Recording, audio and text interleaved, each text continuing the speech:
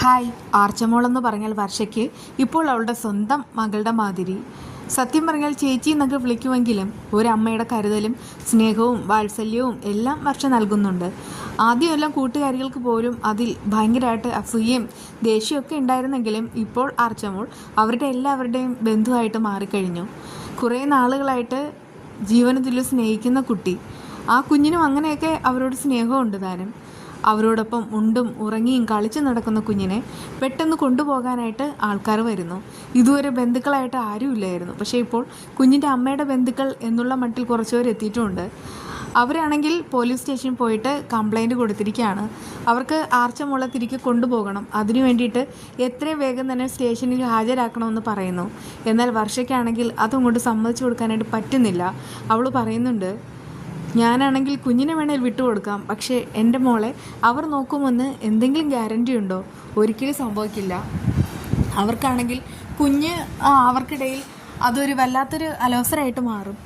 അതോടുകൂടി അവരെല്ലാം കുഞ്ഞിനെ വെറുക്കും. വീണ്ടും കുഞ്ഞിനെ മിക്കവാറും അനാഥാലയത്തിൽ തള്ളും. അങ്ങനെയൊക്കെ പറഞ്ഞിട്ട് വർഷം ഭയങ്കരമായിട്ട് കരയാണ്. അവളുടെ ഇമോഷണൽ എന്താണെന്ന് ഫ്രണ്ട്സിന് എല്ലാവർക്കും അറിയാം. അതുപോലെ തന്നെ വിവേകിനും ശ്രീനാഥിനും എല്ലാവർക്കും അറിയാം. പക്ഷെ എന്ത് ചെയ്യാൻ, സ്റ്റേഷനിൽ നിന്ന് പറഞ്ഞതാണ്.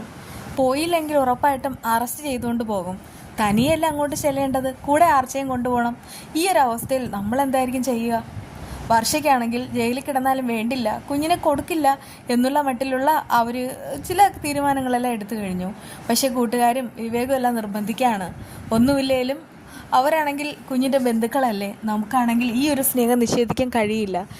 എല്ലാറ്റിനും അപ്പുറമായിട്ട് ഒരു ബന്ധം വേണം. നമുക്ക് അങ്ങനത്തെ ബന്ധമൊന്നുമില്ല, രക്തബന്ധമോ അങ്ങനെയുള്ളതൊന്നുമില്ല. അതുകൊണ്ടൊക്കെ പറയാണ്, എത്രയും വേഗം തന്നെ സ്റ്റേഷനിൽ പോയില്ലെങ്കിൽ മിക്കവാറും അറസ്റ്റ് ഉണ്ടാവും. അങ്ങനെയാണെങ്കിൽ ഒരിക്കലും വർഷയ്ക്ക് ആർച്ച കിട്ടില്ല. അവളുടെ അച്ഛൻ വരുന്നതുവരെ കുഞ്ഞിനെ അവർ ഏതെങ്കിലും അനാഥാലയത്തിലാക്കുകയും ചെയ്യും. അതൊക്കെ ഓർത്തിട്ട് വർഷയ്ക്ക് സങ്കടമാവാണ് കേട്ടോ. ആർച്ച മോളെയും കൊണ്ട് അവൾ നേരെ സ്റ്റേഷനിലേക്ക് പോകുന്നുമുണ്ട്. ആ സമയത്ത് കുഞ്ഞിൻ്റെ അമ്മുമ്മ എന്ന് പറഞ്ഞ് അവകാശപ്പെടുന്ന ഒരു സ്ത്രീയും മറ്റൊരു പെൺകുട്ടിയും കൂടെ അവിടെ ഇരിക്കുന്നുണ്ട്. അവർ പറയുന്നുണ്ട് ഇപ്പോൾ തന്നെ ആർച്ചയെ അവരുടെ കൂടെ അയക്കണമെന്ന്. പക്ഷെ വർഷ കുറേയേറെ വാദപ്രതിവാദങ്ങൾ വയ്ക്കുന്നു. എന്നിട്ട് പറയുന്നുണ്ട്, ഇതുവരെ ആരും ഇവളെ തേടി വന്നിട്ടേ ഇല്ല. എന്നിട്ട് ഇങ്ങനെ പറയാണ്, ഈ ഒരു സ്നേഹം അറുത്തു മാറ്റാനായിട്ട് ആർക്കെങ്കിലും കഴിയുമോ? ഞാൻ അവളെ കണ്ടുമുട്ടിയ സാഹചര്യം മുതൽ ഇന്ന് വരെയുള്ള കാര്യങ്ങൾ നിങ്ങളോട് പറയാം.